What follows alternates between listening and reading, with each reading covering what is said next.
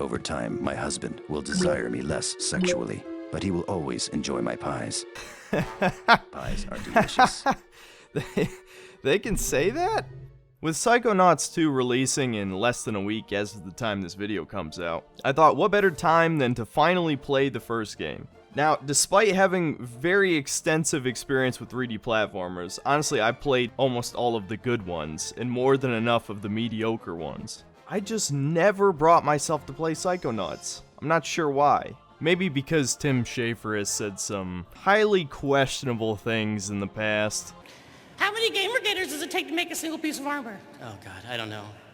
50. 1 to do the modeling, 1 to do the materials, and 40 to tweet that it's not your shield. Psychonauts is one of those cult classic games that every so often you hear people mention as this just amazing game, but you can never quite bring yourself to play it for whatever reason, and that's the boat I was in. So the question is, was Psychonauts actually good? Well, sit tight and you'll find out. But before we get into this, do the things the algorithm likes. It really helps the channel. Even if you decide to mass dislike the video, fine by me. And without further ado, let's delve into the human psyche.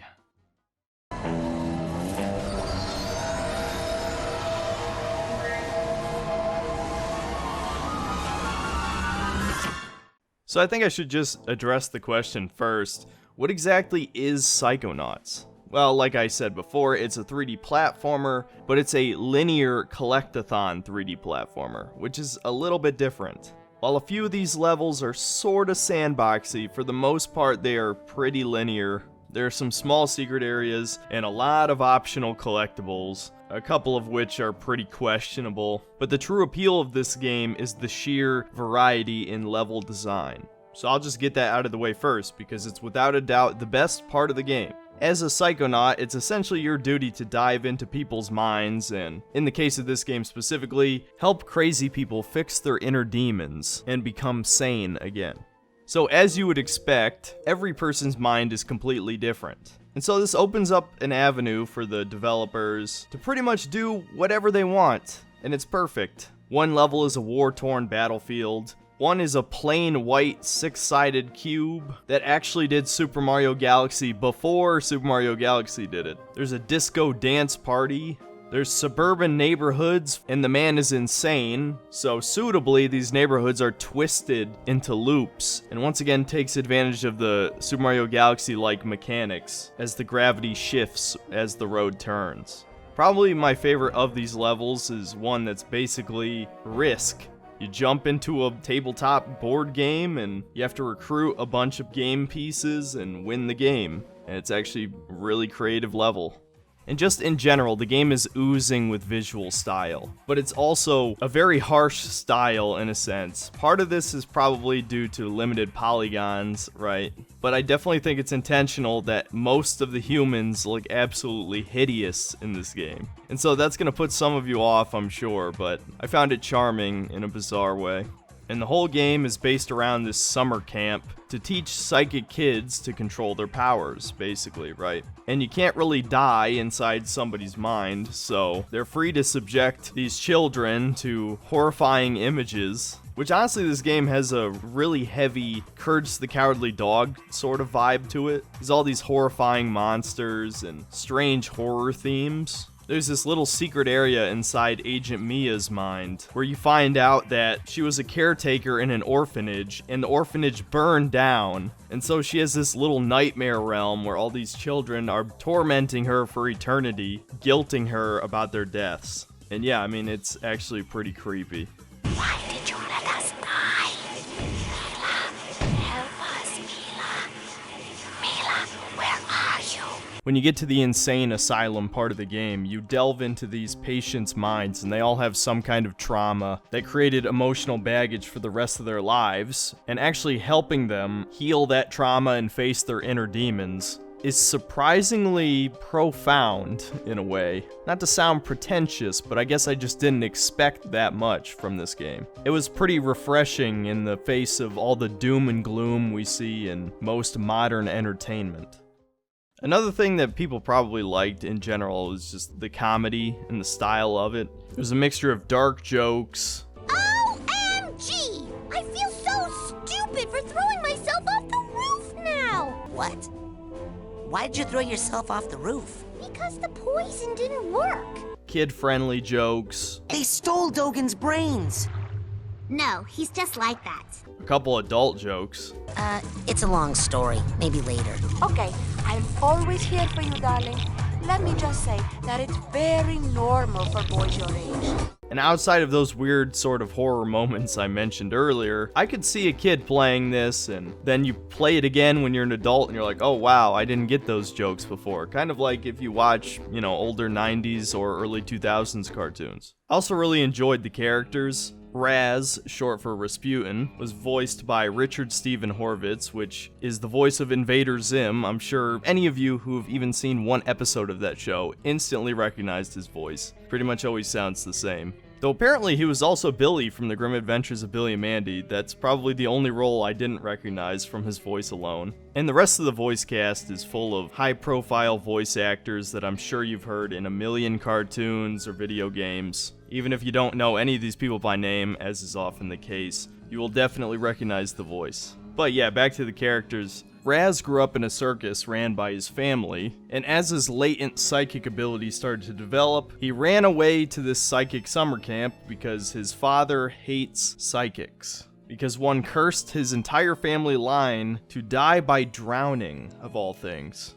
And so he figures he only has a few days to become a psychonaut before his dad finds out he ran away to Whispering Rock Psychic Summer Camp. And yeah, Raz is a pretty charming character. He's a bit of a smartass. He's also probably the most normal child out of all of them. I guess having psychic abilities just makes you into a weirdo of some kind.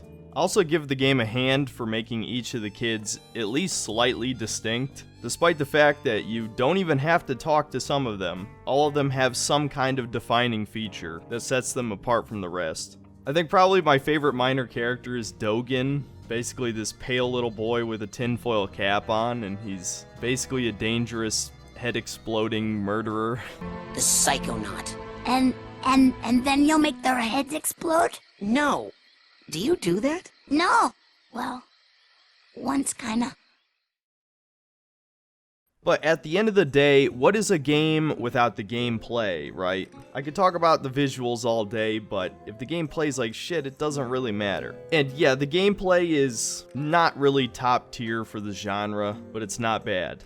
It'll remind you of middleware games like Gex 2 or Ty the Tasmanian Tiger or maybe Tack and the Power of Juju, where the platforming doesn't quite feel that tight, but it's good enough. And the gameplay doesn't really break any new ground. You gotta jump, you gotta double jump, you got a basic 3-hit combo in your melee, and you've got a jump attack that slams the ground. Every other move is an ability, one of your psychic abilities, which is the main gimmick of the game. But that's exactly the problem, is that some of them definitely just feel like gimmicks. While you'll use a levitation pretty much all the time as soon as you get it, because it allows you to move faster, because you're basically running on a psychic ball, despite the fact they call it levitation. Not only does it allow you to move faster, it allows you to jump like twice as high, and you get a permanent hover ability right after you get it as well. So I pretty much just used levitation at every opportunity I could as soon as I got it. Any platformer that has a way of moving faster is a +1 in my book. Then you have the combat abilities like pyrokinesis, psi blast, and telekinesis, and you'll mostly just use them for exactly that, fighting enemies. Psi Blast takes ammo, but as your psychic rank increases, which is basically the main measurement of how many collectibles you've collected in the game, it also gives you a few of these abilities once you reach certain milestone ranks. But after you've unlocked all of the abilities, it upgrades those abilities. So Psi Blast gets more ammo, it gets to ricochet off multiple enemies, Pyrokinesis gets a larger fire explosion, and eventually, right near the end, you get regenerating health and infinite ammo for the Psi Blast and the Confusion Grenade. So yeah, I don't think I really need to explain what some of these other things do. Notably, Telekinesis can solve a couple puzzles. Invisibility does exactly what you think it does, which is also related to a couple puzzles. The shield ability makes you completely invincible. It is extremely useful. Its only limitation is that you can only hold it down for a certain amount of time and it has to recharge, but it gives you plenty of time, trust me. And outside of solving like 1 or 2 puzzles, clairvoyance is basically just a joke ability. It allows you to see through your enemy's eyes, or friends, and the developers actually went through the effort to give like a unique player model for almost every single enemy or ally in the game. There's a couple chuckle-worthy ones in there. So these don't really change the gameplay that much, to be honest, especially since combat is kind of optional. You don't really have to kill enemies most of the time, you could just jump right past them if you wanted to. So really, the levitation and shield are the biggest gameplay changing ones here.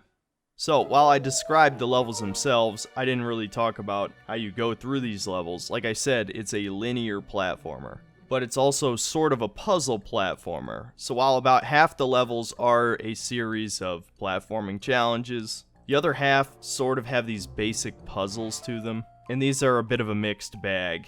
Specifically, the Milkman Conspiracy and Glorious Theater are completely centered around gimmicks. The Milkman one being particularly annoying because you have to find all these items that you basically use as a disguise, but the game never really hints where they are, and some of the locations are pretty stupid. It's not exactly a huge level, so you'll probably figure it out eventually like I did, but I was annoyed, to say the least. As for Glorious Theater, you have to change between these 3 theater stages and also between 2 variations of those 2 stages to progress to the second half of the level. And I don't know, it just felt like padding to me because it all takes place in one room. And that combined with a couple other things that maybe I won't spoil, the second half of the game kind of feels more rushed than the first half. Part of that is because there's an overworld with a bunch of things to collect, right? In the second half of the game, you don't really go to the overworld at all, except to just progress to the next level. And so while it's not like the level quality really drops that much, the pacing just feels way off. It just feels like the game maybe needed a bigger budget to have more plot events happen. The last half of the game is basically just one objective being stretched across 4 levels.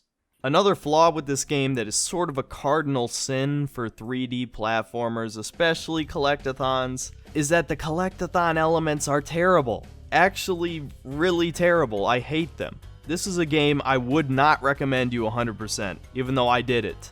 I wasted probably an additional 3 to 4 hours on this game, and had to use a guide for a significant amount of it. Trust me, it would have taken me 5 or more hours if I didn't use a guide.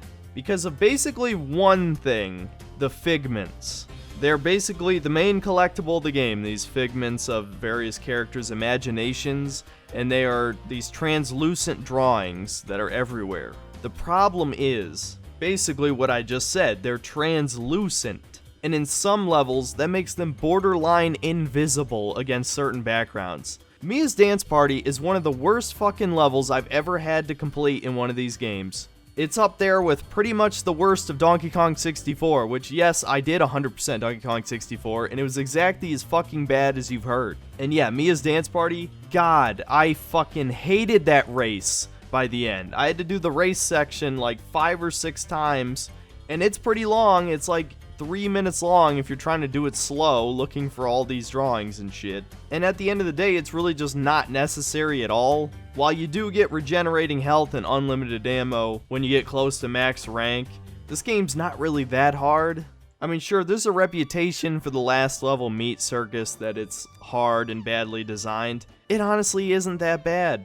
The only thing I didn't like about it is that there's an escort mission in over half the level, and it kinda sucks, but the controls are good enough, and you should be abusing levitation to skip sections, which you absolutely can. It's really not that hard. No, the real issue is just 100%ing it. And some of these achievements are completely missable and very easily missable, and so there's no way you're going to get them without a guide. It basically just requires talking to random NPCs between levels where you don't have to do anything between those levels. So you could instantly jump into the next one, and then boom, you're locked out of like 2 or 3 achievements.